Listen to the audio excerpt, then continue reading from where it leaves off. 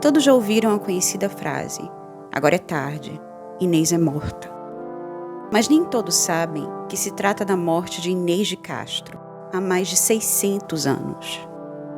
Essa nobre seria assassinada pelo próprio rei de Portugal.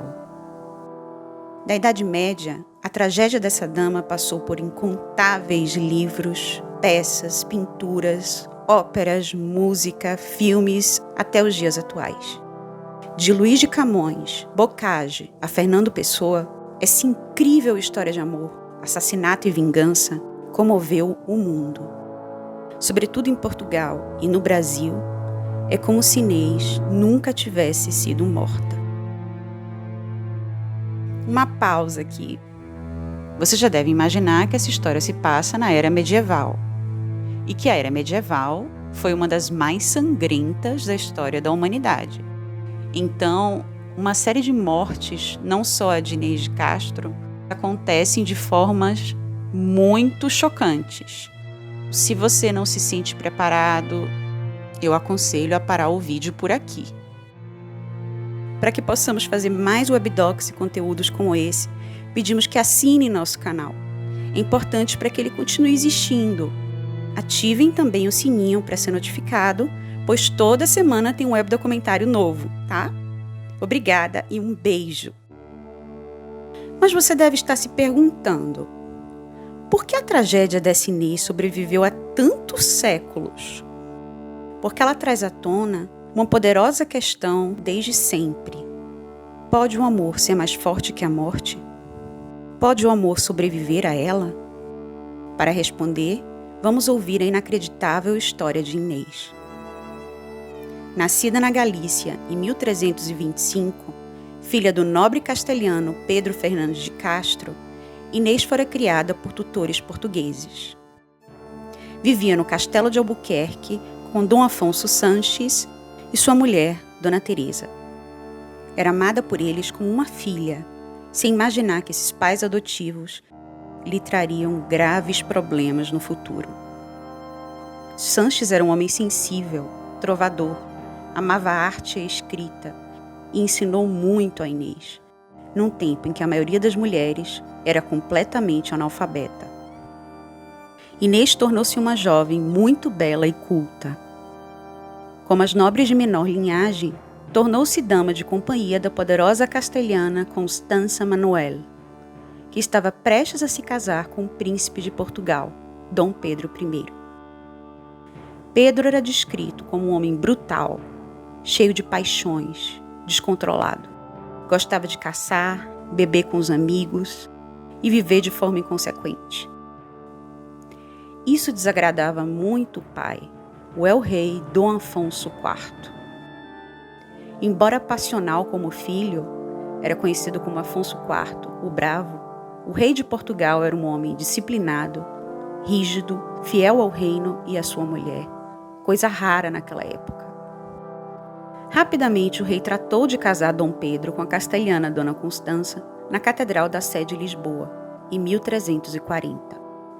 O dote da moça valeu muitas terras e fortunas. Esse casamento também era um meio do rei diminuir a rivalidade entre Portugal e Castela, reino que hoje corresponde à Espanha. Além de tudo, formar uma família ajudaria a disciplinar Pedro. Por tudo isso, o casamento entre Constança e Pedro fora muito desejado pelo rei. Mas ao contrário de Constança, Pedro não se apaixonou por ela. Continuou na vadiagem de sempre, até conhecer uma de suas damas de companhia, a loira e bela Inês de Castro. Houve então uma paixão fulminante. Nunca se viu Pedro tão dedicado. Os dois passaram a fazer juras de amor eterno, com fugas do castelo e passeios secretos pela Quinta das Lágrimas. Mal sabiam eles quantas lágrimas ainda viriam. Os rumores do romance começaram a surgir na corte, para a revolta de Constança e do rei. A rainha Dona Beatriz tentava conversar com o marido, apaziguar pai e filho, mas pouco adiantava. Eles nunca se entendiam. A questão é que a rivalidade entre Portugal e Castela crescia. e Inês pertencia a uma das mais poderosas famílias castelhanas, os Castro. Seus 2 irmãos, Fernán e Álvaro Pérez de Castro, ganharam muito poder na corte e se tornaram próximos de Dom Pedro. Os boatos na corte é que ambos influenciavam o príncipe porque queriam a coroa de Portugal. Dom Afonso IV passou a condenar o romance publicamente, invocando a importância da fidelidade junto à Igreja Católica. Mas sua revolta ia além das questões morais e políticas. O pai adotivo de Inês, Afonso Sanches, era seu irmão bastardo e, pior, sempre foi o favorito de seu pai. O antigo rei Dom Dinis era trovador e romântico como Sanches, e ambos sempre fizeram Dom Afonso IV se sentir rejeitado. Por todas essas razões, o rei de Portugal adquiriu por Inês de Castro um ódio mortal. Constança, a esposa traída, fez do seu ódio manipulação. Com o nascimento do seu primeiro filho, Luís de Portugal, ela convidou Inês para ser madrinha. Isso tornaria a relação dos amantes incestuosa, pois naquela época eram condenáveis relações íntimas entre a madrinha e o pai da criança. Mas logo após Inês batizar o bebê, ele morre. A madrinha logo se torna culpada pela morte da criança. Eram tempos de peste negra, caça às bruxas e desconfiança das mulheres. Inês de Castro passa a ser vista na corte como maldita. Revoltado, o rei Afonso IV manda-a para o exílio. Ela vai viver justamente no castelo de Albuquerque, do seu irmão bastardo, onde ela fora criada. O tempo passa. Inês continua prisioneira do castelo, mas nem o tempo ou a distância diminuem o amor de Pedro e Inês. Cartas românticas eram uma constante, e o rei as interceptava com mais e mais raiva. Constança, com decepção. A princesa dá à luz a Dom Fernando, que sobrevive, mas Constança falece no parto. Novamente, Inês é culpada por ter matado alguém, mas dessa vez de tristeza. Seriam feitiços? Perguntava a corte portuguesa. Teria enfeitiçado Pedro? Estaria ela rogando pragas, magias satânicas contra Constança e seus filhos, contra a coroa portuguesa? Maldita seja, diriam eles. Mas Pedro nega-se casar de novo. E faz pior.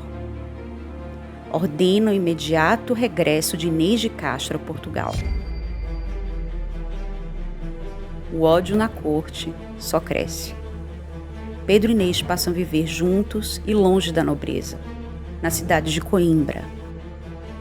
Ali, eles são mais felizes e têm vários filhos, para escândalo de todos. Mas Pedro, tão truculento quanto o pai que ele rejeita, está disposto a tudo para proteger sua amada. Disposto até a enfrentar seus piores medos: o pai, seu exército, a morte. E se falhar, ele promete revidar da forma mais sangrenta. O príncipe se aproxima ainda mais dos irmãos de Inês e pretende oficializar a união com ela. A coroa corria sério perigo, alertavam os conselheiros e oficiais do rei. Castela tomará Portugal. Eles dominarão tudo. Ainda havia boatos de que os Castro tramavam o assassinato de seu neto herdeiro, Dom Fernando. E a criança só vivia doente. Pressionado, o rei Dom Afonso resolve agir. Um dia, Pedro sai para caçar. E Afonso IV chega à casa dos amantes numa emboscada. Acompanhado de 3 nobres da corte, Pero Coelho, Álvaro Gonçalves e Diogo Pacheco, ele encontra Inês ajoelhada com os filhos e chorando por sua vida. Na versão dos Lusíadas de Camões, ela diz ao rei: Até mesmo as feras, cruéis de nascença, e as aves de rapina já demonstraram piedade com as crianças pequenas. O Senhor, que tem o rosto e o coração humanos, deveria ao menos compadecer-se dessas criancinhas, seus netos, já que não se comove com a morte de uma mulher fraca e sem força, condenada somente por ter entregue o coração a quem soube conquistá-lo. Mas se devo ser punida, mesmo inocente, mande-me para o exílio perpétuo. Mande-me para o exílio perpétuo e mísero na gelada Sítia ou na ardente Líbia, onde eu vivo eternamente em lágrimas, suplicava ela. Um pouco penalizado, o rei recua. Mas seus nobres insistem na morte de Inês, para o bem da coroa e de todos. Junto aos próprios netos, Afonso IV manda degolar Inês de Castro em 1355. Arrancam das espadas de aço fino os que por bom tal feito ali apregoam. Contra uma dama, ó peitos carniceiros, feros vos amostrais e cavaleiros? Tal está, morta a pálida donzela, secas do rosto as rosas e perdida, a branca e viva cor com a doce vida. Esse trecho do poema de Luís de Camões exalta a crueldade e covardia com que assassinaram Inês de Castro. Incrédulo, revoltado, Pedro chora em casa sua amada, enquanto planeja a vingança contra o seu pai. Durante meses, o filho atacaria com seu exército o de Afonso IV, em batalhas cada vez mais sangrentas.